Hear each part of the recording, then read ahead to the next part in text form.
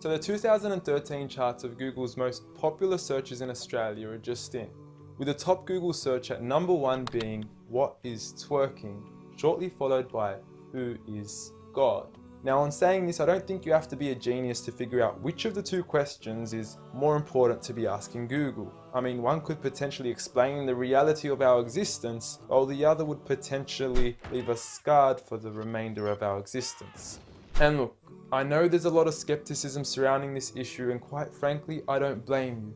I mean, the meaning of God has been thrown around so often we forgot what it means. From some Zeus-like man in the sky with a big beard, to Thor, to a half-animal, half-human creature, to Kanye West shamelessly producing a track titled "I Am God" on his album Yeezus, to Eminem then self-proclaiming himself as the rap god, a new brand of clothing titled "I Am God", and who could forget Justin Bieber and his Believers. You affectionately refer to your fans as beaners. No, believers.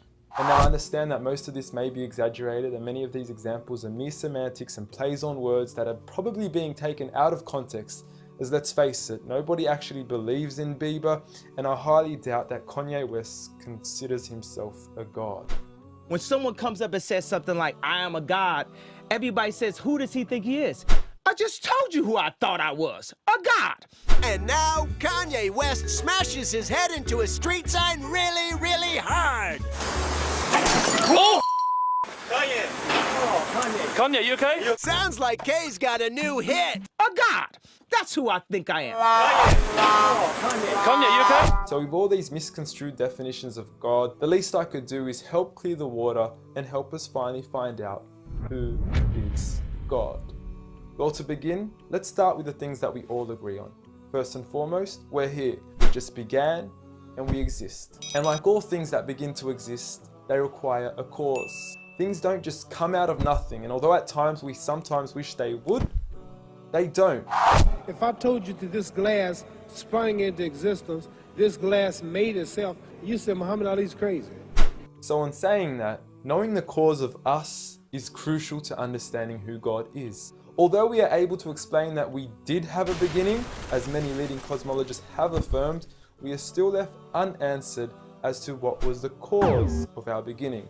And before you lash out saying, "Oh, but we can't see what happened before we began," or "you can't prove there was a creator," we say quite openly, neither can you disprove a creator. And by observing the reality of our world and our existence, its order, its structure, and the systems, I see no reason not to believe in a creator. But then one may ask, where did this creator come from? What was the cause of him? And it will go on forever and ever, which would most probably lead to us never have ever been created. So for God to exist, he must exist without a beginning, therefore not requiring a cause, making him eternal. He should also be transcendent from his creation and not bound by any of the realms he had created, whether it is time, space, or matter. For instance, when Steve Jobs makes an iPhone, he doesn't become the iPhone, he is separate. And of course, we could also argue that he is one.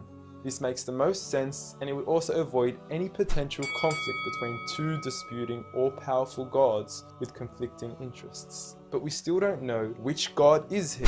Are you Zeus? Are you Thor? Are you Yahweh? Well, if you agree with everything I've said up until now, you will realize that each of these gods don't fit into our established criteria of who God is. They are all created beings, they are not eternal, they have not created anything, they are dependent, and they require sleep, rest, oxygen, and food. So who is the one and only true God? I present to you a God who is one and only, eternal, exists without a beginning, who was uncreated, requiring no cause for himself, yet being the absolute cause and creator of everything else. Allah. A simple definition of God that is logical and rational. There is nothing like him, no man, no creature, nothing imaginable. He is the one who is perfect, although I don't like using the word perfect because our understanding of perfection would never encompass his true essence. He is in control of everything, whereby nothing can harm us unless he wills it. He is the all-knowing, the all-hearing, and unlike our friend Kanye, he is the all-seeing. Many of us would then argue that although these verses do provide a logical and sound concept of God, how do we know that these words are indeed the words of God? Well, first and foremost, the Quran isn't just any book. It was revealed over 1400 years ago as direct revelation from God to the final prophet Muhammad, peace be upon him, and was sent as the most eloquent piece of literature to before mankind. Revealed at a time where poetry was rife and to a population housing the best of poets, only to leave them speechless and at a loss for words. Now, what is important to note is that the Quran doesn't fit in any of the known classes of poetry nor prose. Rather, it is a fusion of both that even to this day shake the hearts of Muslims and non-Muslims alike. It's almost trance-like. I mean, you can hear it's very euphonic.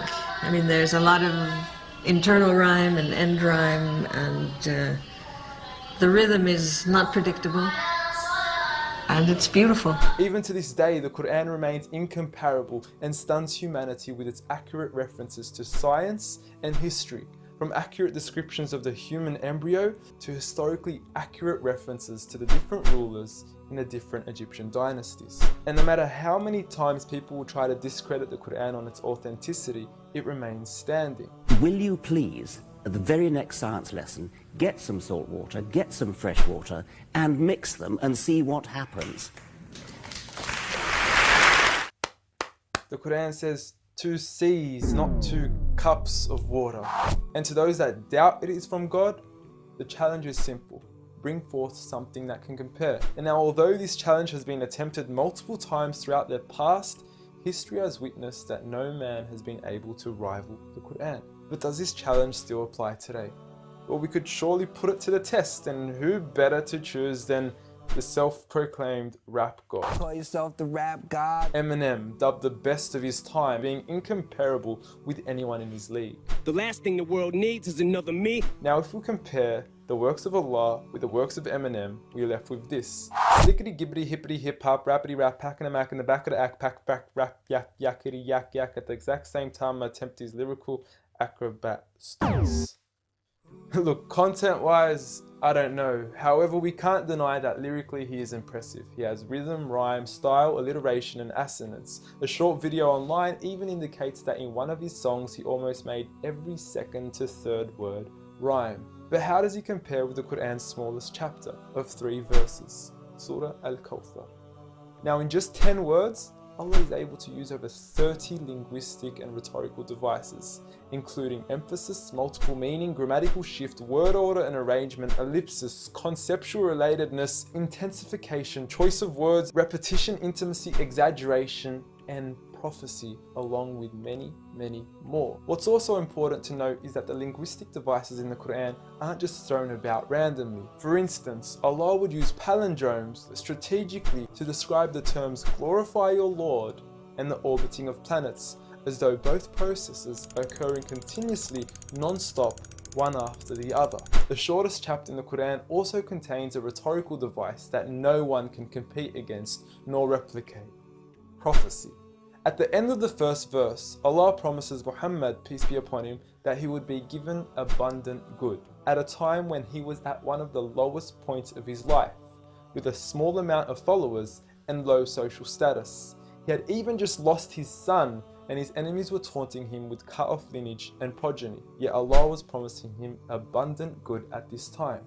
Such was the prophecy of the Quran, and we certainly indeed see its fulfillment today, with the Quran being the most recited, memorized and practiced book across the entire world, with over 1.6 billion followers today from all walks of life.